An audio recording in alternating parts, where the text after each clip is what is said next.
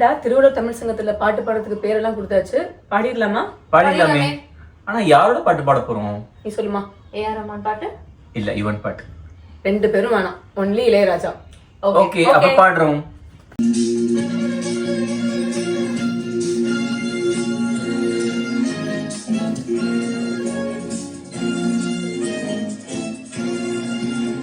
சந்தன காட்சி சிந்தமிழ் ஊற்றி சந்தோஷ பாட்டே வா வா.